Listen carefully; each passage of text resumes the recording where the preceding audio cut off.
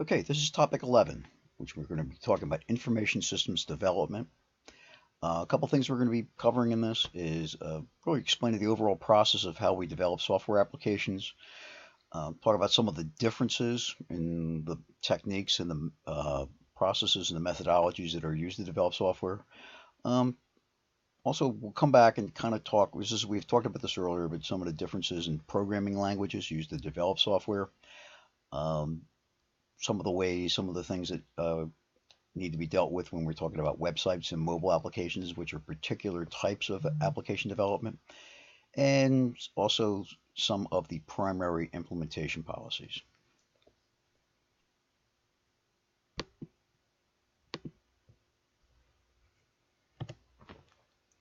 So, as a brief introduction, the idea of we've talked previously about programming. All right, so programming is a part of information systems development. All right, so information this is what we're talking about with a systems development is broader. So programming is part of it, but it's not the only thing. So it's really the idea of bringing, new ideas, bringing ideas requiring new hardware and software to support business processes or products or services to reality. Basically, creating something using a computer in simpler terms. Um, Definition of programming, as we've talked about this earlier, is process of creating a set of logical instructions for a digital device to follow. Um, the idea that a programming language basically describes that what the flow of logic should be, and then that is ultimately translated into a machine processable format.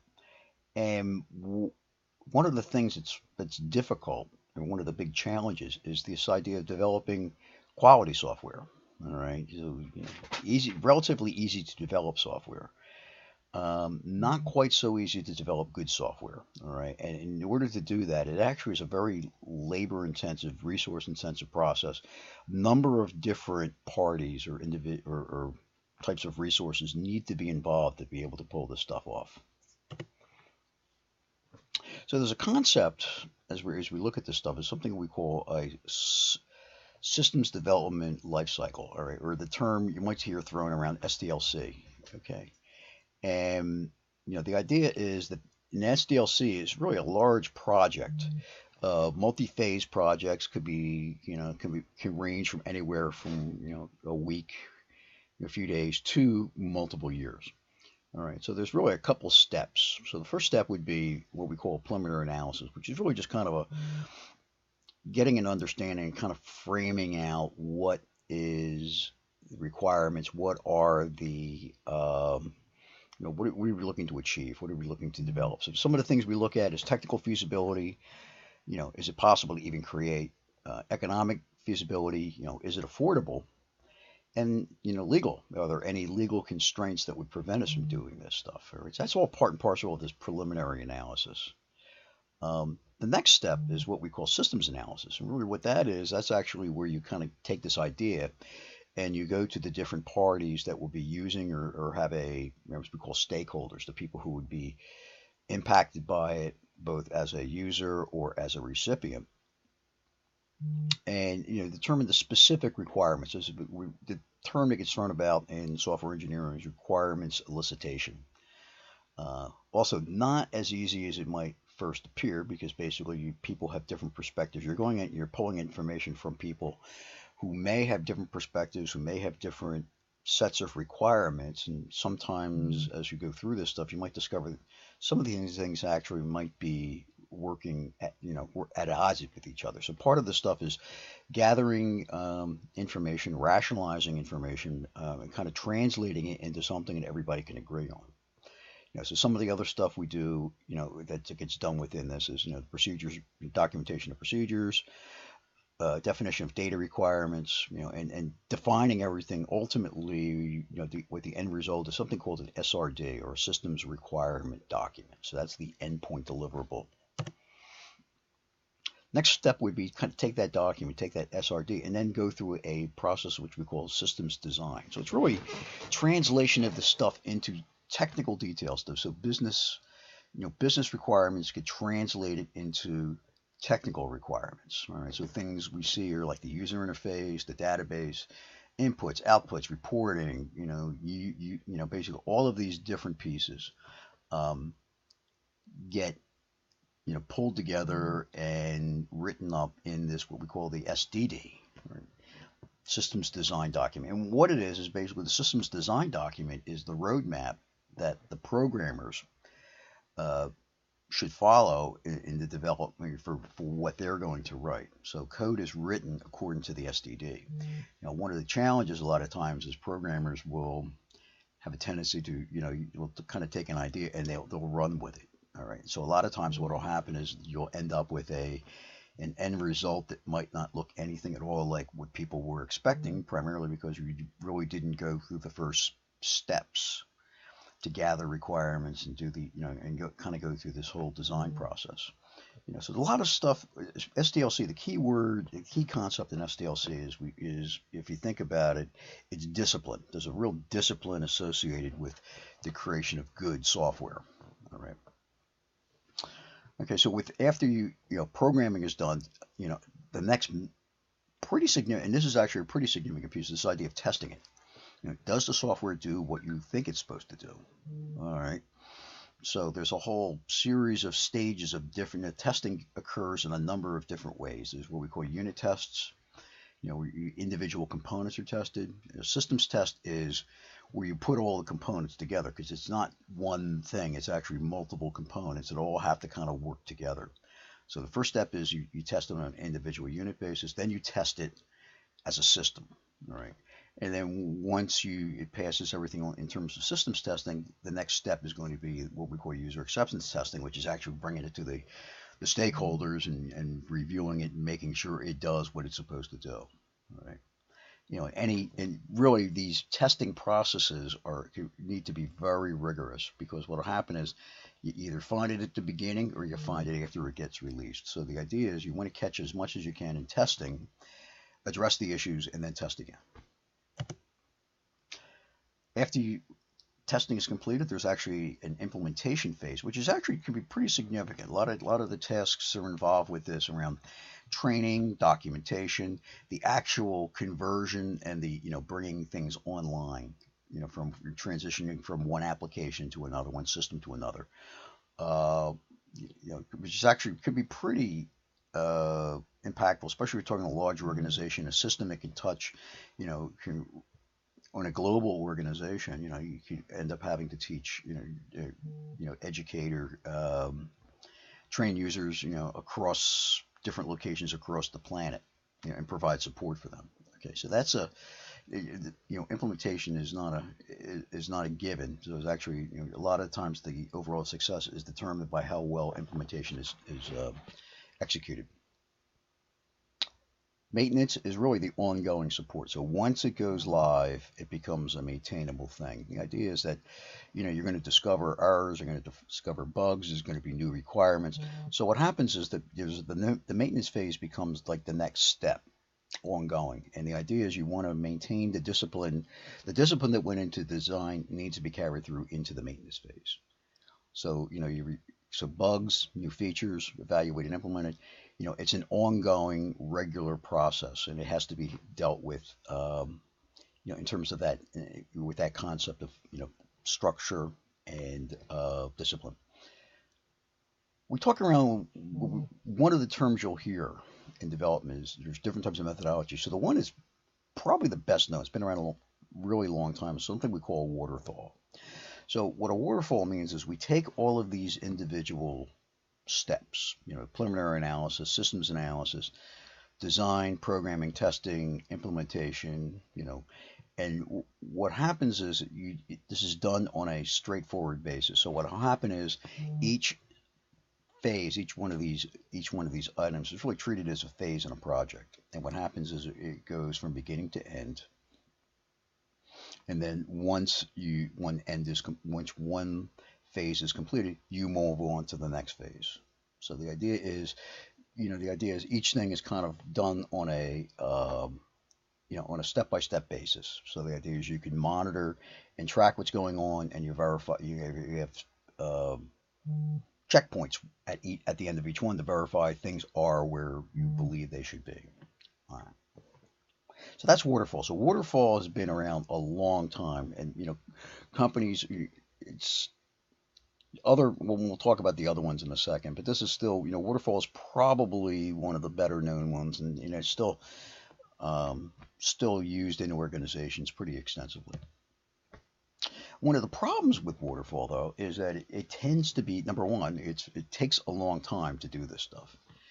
And number two, what happens is things can happen. Either you have a problem in the requirements, or your original definition of what you wanted to do, and it might not be accounted for until after you write everything is completed. So what happens is there's been an emphasis. Well, how do we kind of either probably the way to describe it would be make the waterfall process more flexible, add in a little more flexibility rather than just simply doing a step-by-step basis. This idea of rapid application development. So the emphasis here is on this word rapid. Rapid application development means you do things quickly. All right, so it doesn't mean lack of discipline. It means what it means is you focus on doing things discipline with the same degree of discipline, but you do it faster, and you do it in what we call, you'll do things on an iterative basis. So you do your requirements, and then what will happen is as you go through, we'll go through some of these things where you'll do do requirements. You start into design. If you see things in the design, you'll come back to requirements and do some iterative work, and then especially as we get into construction, what will happen is you can build different versions. So you build a first version of it, verify that it's doing what it's supposed to be doing, come back, do it again, come back, do it again. So the idea is it's not a straight line. It's actually, it's a series of straight lines with the ability to kind of loop back as necessary. And you have this similar kind of cutover, but it's really in this requirements, design, construction phases that things are done on on a more interactive, more iterative basis. Next evolution of this, though, as we move from this idea of doing things repetitively, is really is this evolved into another form of methodology, which we call agile. All right. So agile is, I guess the core concept is, you utilize incremental changes. So you're developing, leveraging, coordinating incremental changes, and with a particular focus on quality. So what will happen is it's iterative. Everything is iterative. This, like some of the rapid application development stuff, is iterative. But the idea is you have a release schedule, repeated what they call sprints. So what will happen is you'll do X amount of stuff in a sprint, test it, verify you're doing what you're doing, do the next sprint, do the next sprint, do the next sprint. And the other difference in here is that instead of the stakeholders being kind of separated, like in waterfall, you talk to them up front and then they kind of get the stuff at the end. Basically, the stakeholders are very much engaged.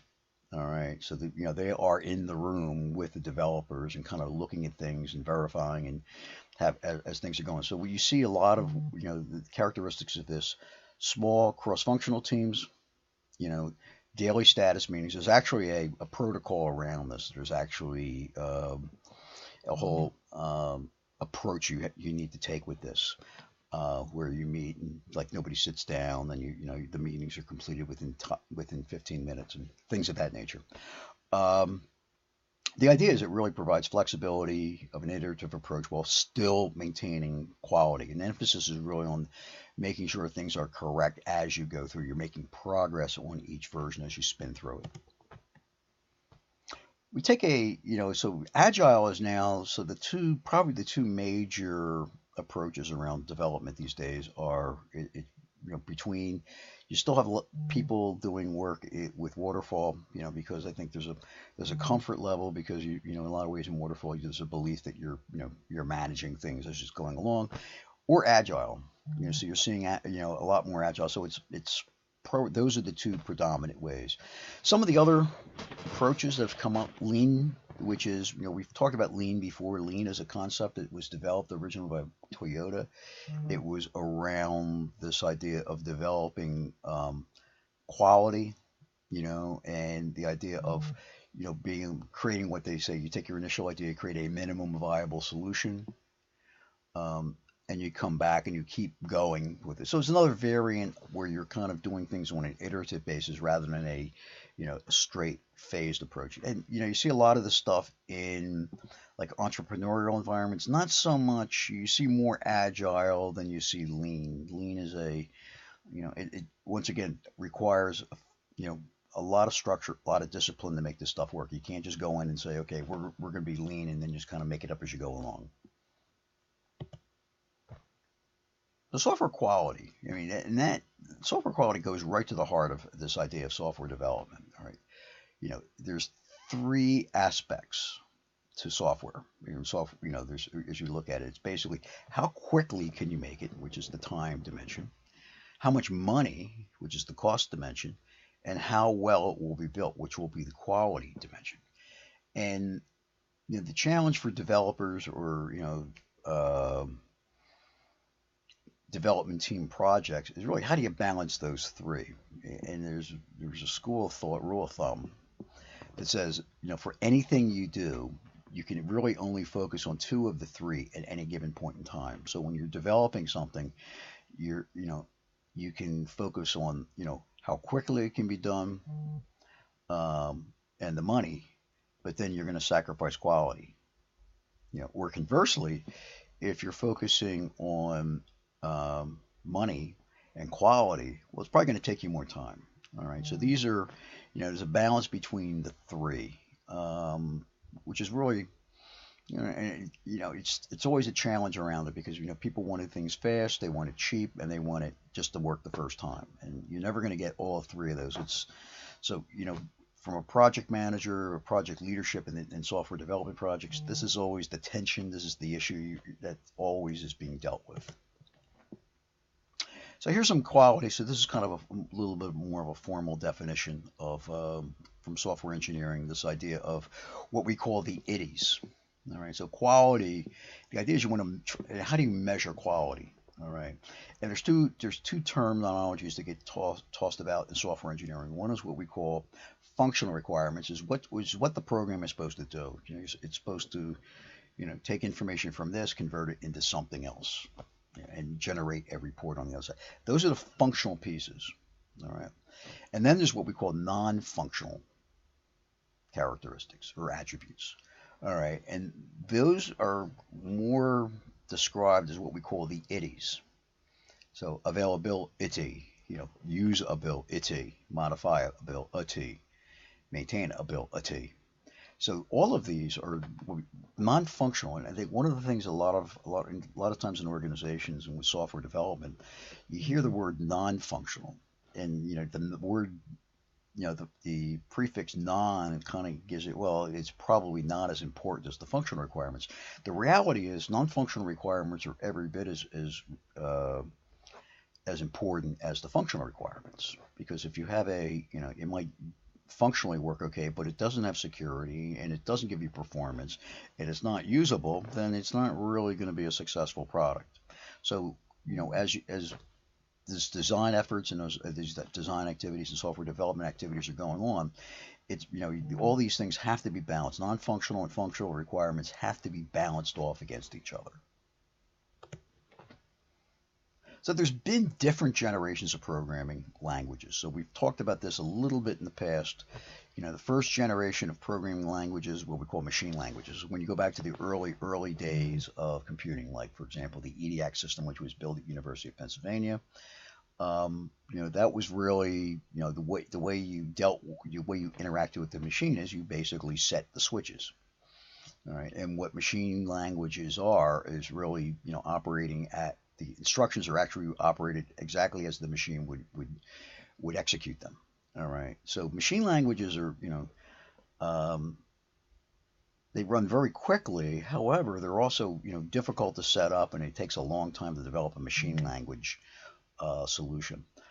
Assembly language is kind of like machine language, except that what happens is instead of the actual having to type out the numeric instructions, what it does is it replaces those instructions with kind of a language-like phrase, which is the same thing as the instructions. So basically, it's still almost a one-to-one correspondence between a uh, a machine language instruction and an assembly language instruction. All right. So the big innovation really came in terms of productivity and software programming was really when we came into like procedural languages, this third generation. Really, the idea is what you would do is you'd be able to write something in a more abstract form, like in a spoken language, and they then get it translated into the machine language. So ultimately, programs, computers still, you know, computers are actually running um, instructions, all right, but it's how you get there. So the procedural languages, the early ones were like Fortran and COBOL, and have continued up through Java and all the ones that are Python and all the modern ones we see out there are, those are all, derived or um, kind of third generation or third generation programming languages that are procedural. All right, and you can. So the idea is that the key innovation here is what we call the compiler. All right, so what the compiler will do is it'll take the instructions that are written in any programming language, whether it's Java, whether it's COBOL, whether it's Python, and then it will translate that into machine language ultimately, which then a computer can execute. Um, so this has been probably like going 50 years or 50 years or so. This has been the major technique, the main technique that most you know computers systems have been running on. Fourth generation language is really the idea of trying to take that and speed things up by adding tools and functions that ultimately would let you um, kind of assemble, have pre-developed things or modules that you can assemble together. All right. So the idea, if you think about a pre-packaged house, where a house comes in like instead of building everything from the ground up, what you do is it comes in like multiple pre-built sections, and you kind of strap it together. All right. So that's kind of what a lot of these fourth generational programming tools are built around. Ultimately, though, whether it's second, third, fourth, ultimately everything gets translated and executed as a machine level instruction. So there's a concept of what we call compiled languages versus interpreted languages. Compiled languages, basically the compiler does a full translation of the program into a block of machine instructions, and then that set of instructions gets loaded and executed. Interpreted languages actually you don't compile everything up front. What it'll do is it'll read each command, programming language command, and then translate it into machine on the fly. All right, so it interprets it on the run. Um, there's different approaches, like for example, like Java is kind of a hybrid. Python is actually, I believe Python is an interpreted language. All right, so you still see, and people will argue back and forth around the performance of one versus it's a performance versus flexibility. Your best performance you're going to derive when you do a compiled language. All right, an interpreted language takes a little bit, is going to take more work to do, but sometimes you get a little bit more flexibility on it around, so you don't have to go through the whole effort of having to recompile the whole thing. If you make a change, you can make a change, and it can be picked up as you execute it. So it's kind of you see different ones. It's a performance versus flexibility between one versus the other. Procedural versus object oriented. So most, or basically all of the early programming languages was what we call procedural languages. So what you do is procedural language means you start at the beginning and you work your way to the end. You follow each one in sequence. Each command, each instruction gets executed in sequence. And within programming languages, you can have points where you can you start down a certain path and then you'll make a decision. Something will happen. If A is greater than B, you go to another place in the program. All right. So that's really but that's really the essence of what, kind of what procedural language is. It's sequential instructions of sequential execution of instructions. All right. Um, Object-oriented languages um, really is a way in which big programs. So one of the problems, one of the challenges with procedural programming, especially if you get large programs, is if you make a change in one place in the program, it can affect other things within the program. All right. So basically, it's the same namespace, I think, is kind of the technical term. So if you change something in one place, it's changed everywhere within the program. And so, you can introduce a bug inadvertently by changing something at one end of the program that is, referenced someplace else. And it's a lot of times that's not readily apparent. So the idea of object-oriented programming is things get smaller. So what you do is you write smaller blocks of code that only do one thing. All right, and then what will happen is that block of code will then talk to some. Will then you basically you feed something into it, and you get something out of it. So the idea of an object is you don't really know what's inside the code. You just kind of give it, you give it some input and you'll get some output. All right. So the idea is you've got this more compartmentalized programming, and you write, and programs consist of modules. So you create all these object modules and you kind of put them all together. Um, the theory behind it it's a sound theory, is that what you do is you develop one module and then you can reuse that module again and again and again and again. The challenge is that, you know, a lot of times when programs get written, you write all new modules. So even though there's stuff that, theoretically could be reused, and this emphasis on reusable code, a lot of times a lot of programmers, basically will just write it themselves. And what you find is the complexity, so obviously the downside on the procedural language is if you make a change somewhere, it could potentially impact the whole thing. Whereas the challenge in the object oriented is you've got to take all these different modules and glue them together, in a logic. So it's, there's advantages and disadvantages on both sides of object versus procedural. And you see Java is object oriented, so you're seeing, and both Java and Python are both object oriented. So this object oriented approach has really become kind of the mainstream, as emerges the mainstream as Java has emerged as, a mainstream programming languages, but you still see procedural out there.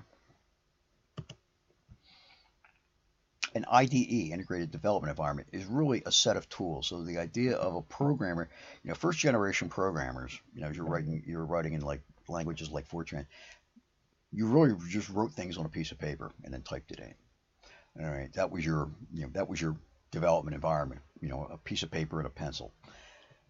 An integrated development environment is basically a program that provides a bunch of tools that a programmer can use to help them develop a program. All right, so we'll have the ability to create code rapidly, verify it, be able to debug it, and be able to assemble different pieces of it in a rapid fashion, plus be able to manage the code as it comes out. You're seeing programmers these days, virtually every type of programmer will be using some form of IDE as their tool, as their method of doing of how you do programming these days.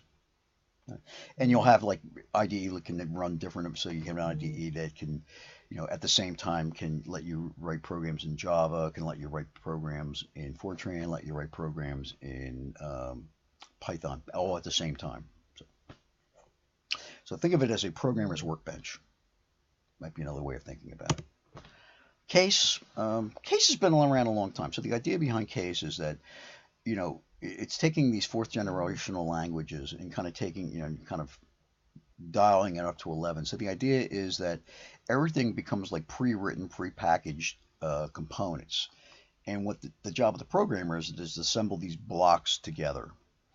Um, Case has been around a very long time. It comes and it goes. So you'll see, there was case tools that were, back, well, 30, 40 years ago, um, that were big. And then what I've seen is that it'll be there, it'll be the hot thing for a while, then it'll go away, and then it'll come back under a different name or a different concept. But it's the same kind of thing.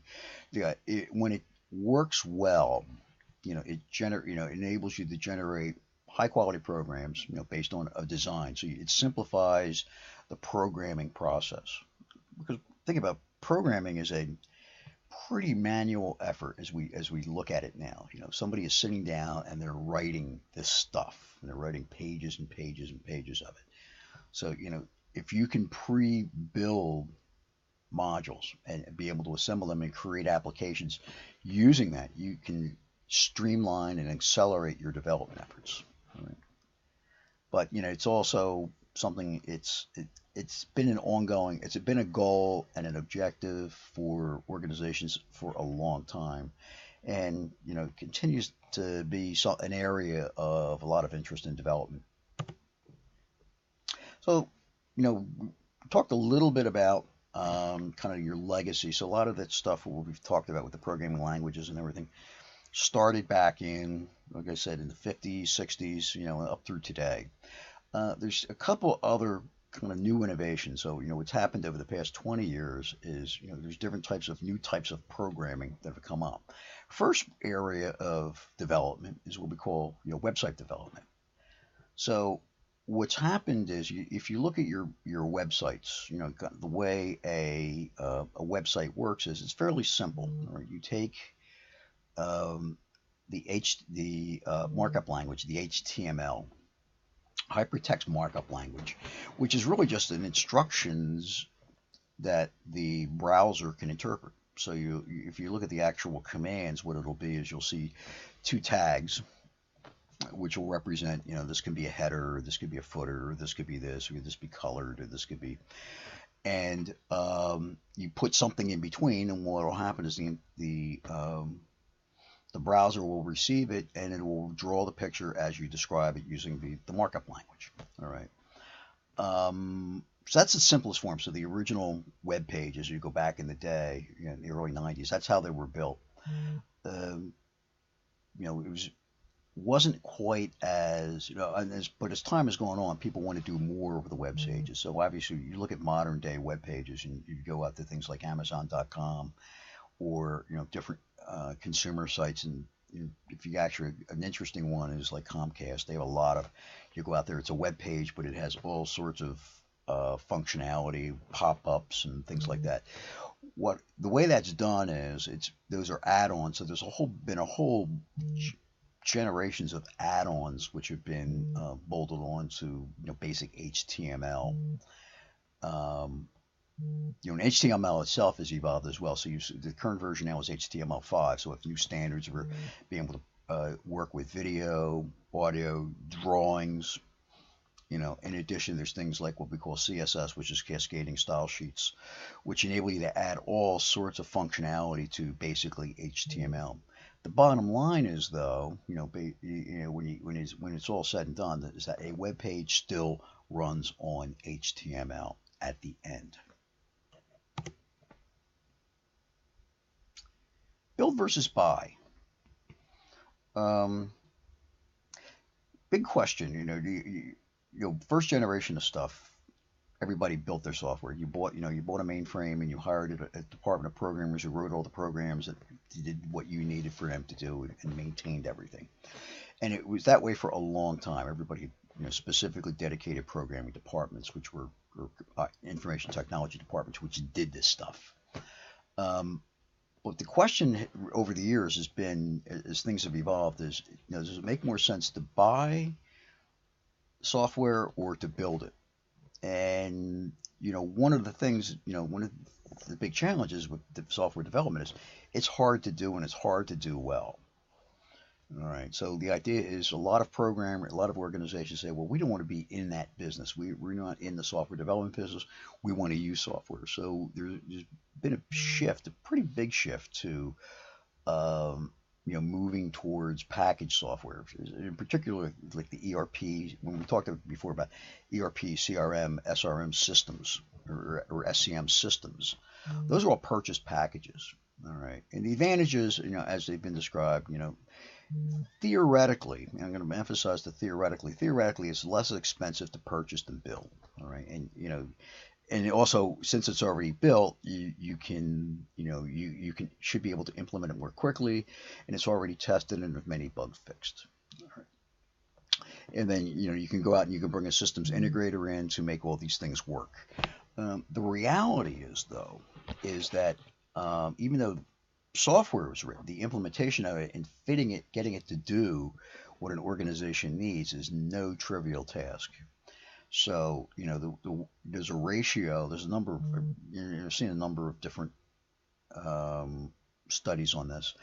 A lot of organizations, they found that there's a ratio between the purchasing price of the purchase cost of the software versus the implementation cost of the software. And the best practice numbers are something in the vicinity of for each dollar you spend on the purchase, um, like it's $5 to implement. So it's like a 5-to-1 ratio. And that's if you can do 5-to-1 ratio, you're doing pretty damn good. Um, there's been studies out there of organizations that have things like 500-to-1 ratios, which is not quite so good.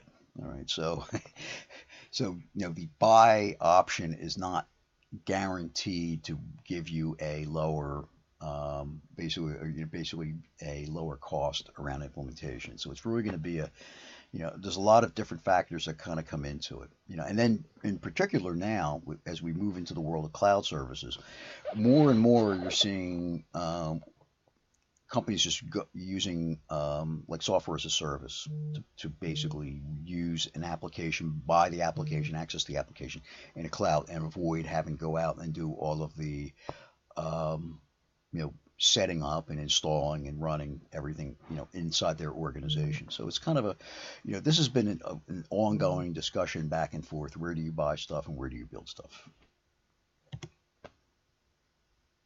So end user computing. So end user computing is the idea of um, who should write programs and who should be responsible for development. So there's always been a conflict around it. One of the big things that drove PC adoption back in the day was the fact that people needed to get stuff done using a computer, and they had to go to a centralized IT department, which was not as responsive to what they needed. So people ended up just going out and buying PCs and doing work on PCs, and the tools on the PCs, say for example, like spreadsheets, which is I think um, the core platform that run a lot business runs on in a lot of cases.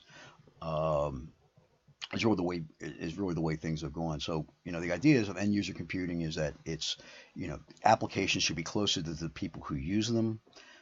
Some organizations, say many organizations, encourage end user computing to reduce the strain, which is true. So if you can offload some of that stuff, you can get the IT skills of the IT department to focus on more complicated things than maybe and some of the stuff that can be done in a spreadsheet or with end users. The challenge is that a lot of times you can end up with a lot of different types of applications, that basically will do the same thing. Um, Also, you can find a lot of applications that get built, and particularly with things like spreadsheets, because people can do some amazing stuff with spreadsheets. And the multiple like thousands of rows and thousands upon thousands of row of calculations in a spreadsheet, and then nobody knows how it works. It's done by somebody in the department, so there's no requirements, there's no documentation, there's no testing, and the person who originally wrote it left, and then something happens and it breaks, and then people have to come to the IT department and say, gee, how do we fix this? So there's some upsides and downsides around end user computing. When it does well, it can take a reduced strain off the IT department. It can reduce kind of their demand for central resources, but by the same token, it also leaves the door open for potential complexities of managing this stuff and being able to keep things under control. So we talked about web applications. That was a big, that was a big kind of innovation or big change in the application development landscape. Mobile applications is really the other one. All right, that's the other big innovation we've seen over the past like 10, 15 years. And really, mobile applications are, it's really the same types of things that you do with, regular programming, regular application development stuff, except that it's designed specifically for mobile devices, which have smaller screens, has a different kind of interface. Instead of a keyboard and a mouse, it's fingers or pointing devices or, things of that nature. Also, there's some other things around, theoretically, phones have less memory, less storage space, less processing power. Though it's not necessarily true as phones have continued to, as mobile phones have continued to evolve. But they also going to add a different capability. So, if, say, for example, additional functionality that can be leveraged. For example, the ability to tap into geolocation data, or be able to send messaging, or be able to take information from the camera and fold it into applications. So, a whole kind of a new class of applications could be developed that leverage that kind of capability. All right. So, the the theory has been that ultimately, like, web programming and mobile programming will converge. um, haven't seen it yet. I mean, it's a thought that's been out there that ultimately the web and mobile will become more alike. I think it's getting, we'll get that way eventually, but I think there's things that will always kind of separate the two. So they will not necessarily be able to, things that will be specific on a mobile device that you'll never be able to do with a web page, and vice versa. So if, from an implementation perspective, how do you turn these things on? All right, so it's a challenge. In short, convincing users to learn and use new systems is can be difficult. Because it's really, you're affecting the way people work and how they interact with each other. The impact of implementing a new system means you could maybe reduce headcount by X%, which can have a big impact on the way the organization is structured and how people interact with each other. So it's not something to be taken lightly. A couple different approaches. You'll see things like a direct cutover, aka what we call a big bang. So you pick a date, and then on that date you turn off the old system, you turn on the new system, which can be interesting days. So that it's ideally, there's reasons why you'd want to do it, but there's also, it has been an understanding of what the potential risks are and what the potential impacts are. Trying to do a big bang implementation of multiple applications across multiple sites all at the same time can be interesting. All right. Other approaches is you can do a pilot implementation. You pick maybe like one site or a subset of the organization, and something gets implemented there. Or parallel operations where the old system and the old new system run side by side, verifying, make sure everything is kind of, and you phase one in and phase one out is the other one. So you bring new pieces on. The whole challenge in implementation is how do you minimize the risk and minimize the impact and facilitate a smooth transition. And there's no guaranteed way of doing it. It's really going to be each organization, each circumstance is going to have its own risks and challenges that have to be weighed as you're building a plan to be able to do this stuff. So software maintenance change management, the reality is whenever a system is developed and implemented, as soon as it gets implemented, it needs to be maintained. And change management, you think about the discipline that goes into the development of an application. The whole kind of SDLC, the life cycle associated with that. The same discipline has to be applied when maintaining the system. All right, or otherwise things will start falling apart over time. All right, so you need to manage organizational change. In addition to this idea of change management, making sure that you can get from one state to another, and then the issue of being able to control and manage what gets changed, how it gets changed, what potential impacts there are, is an ongoing. It's an ongoing process. So it's not a matter of you write a system, you turn it on, you walk away. Basically, it's as I like to use the puppy analogy, is that you bring this in, you get a puppy, and you have to walk the puppy, feed the puppy, take care of it, clean up after the puppy, and that is it for this section.